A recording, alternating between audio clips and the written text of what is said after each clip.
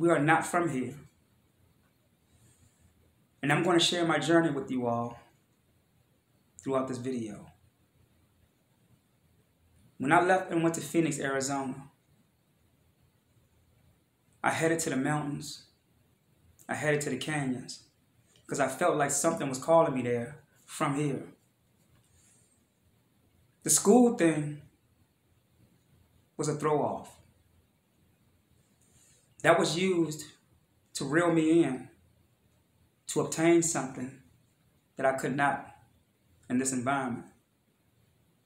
I had to be somewhere where the degrees or the temperature would open up portals for those who had a message for me.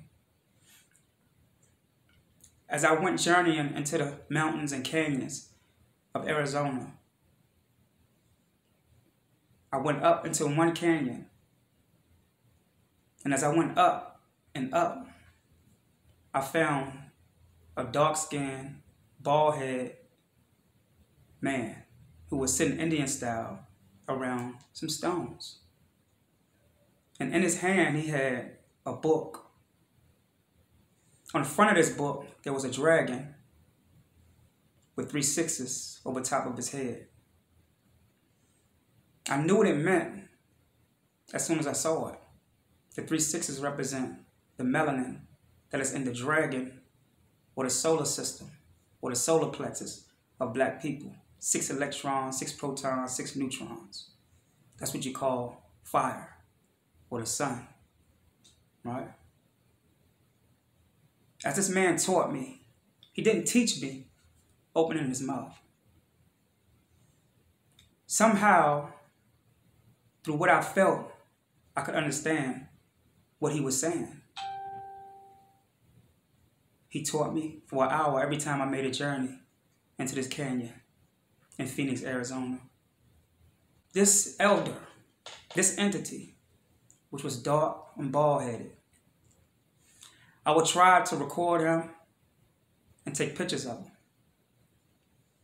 And on one occasion, which was my last trip there, to instill a scroll they had given me, not a scroll that you could see, but a scroll that came out of the tail book, right? That hit my brain so hard that I was able to see into another book in another dimension. And when I went to edit this video that I took of this man and to try to edit the pictures, he was not in the picture and he was not in the video. I then proceeded to go back home. And when I got back home, I started to meditate. And when I started to meditate, I could see certain images in the scroll flip through in my head. It showed me cultures of stars, cultures of solar systems, and cultures of entities that looked like me, but they were taller and darker. They vibrated like me.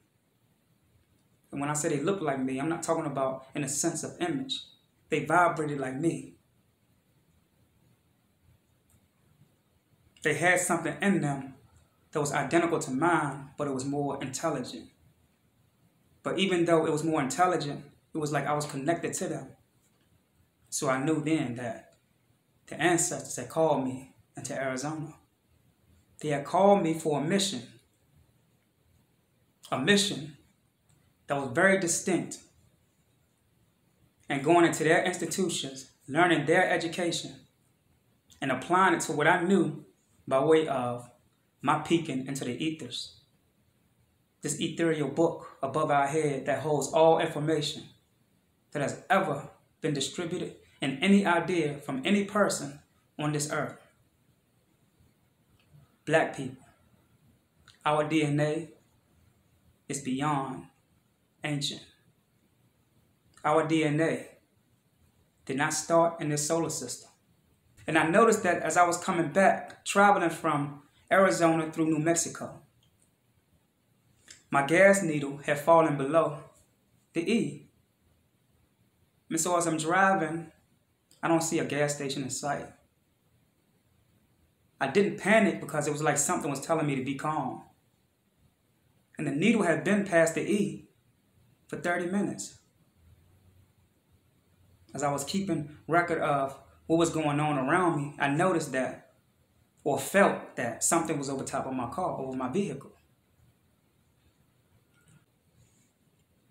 30 minutes passed by, an hour passed by, and my car was still moving. For those who understand the capabilities of those intellects above us that's connected to us, you know that there's nothing impossible when it comes to the things that I'm saying. I'm not here to paint a picture of some type of fairy tale. I'm not here to want you or need you to believe in something that I've experienced and encountered myself. But what I saw when I drove through New Mexico is something that was very peculiar. Our ancestors is connected to the inside of us. They are here. They made y'all think that life wasn't on Mars. But they have to tell you that. Because they control you when they tell you these things to make you think that we only exist here. Our DNA is sparking. Our dream worlds are open and portals are opening all over America. And these people have machines that they built to try to close them up because they know that there are forces coming in that will be against their very anatomy. And what is opening these portals? It is that magnet that we call the sun. The sun is conscious. It can hear you. It can feel you. And what it is hearing from the biochemical structure of black people is that we are ready to rise. And the more of us that wake up with an open mind, the more something inside of that sun starts to beam. It starts to pulsate. And the more that thing inside of that sun starts to pulsate, the more something inside of your cells start to rise. We are more than what you think. You didn't know that you were human until you went to their schools. You didn't know that you were black or African until you went to their schools. You did not know that you were existing as an individual until you went into their schools. But the sad part is that once they taught you their language, right? The cerebellum and the frontal lobe went under hypnosis.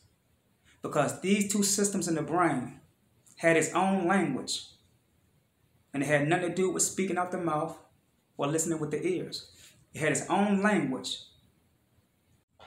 So I say to any scientist of microbiology, biology, physics, metaphysics, quantum mechanics, quantum physics, etc.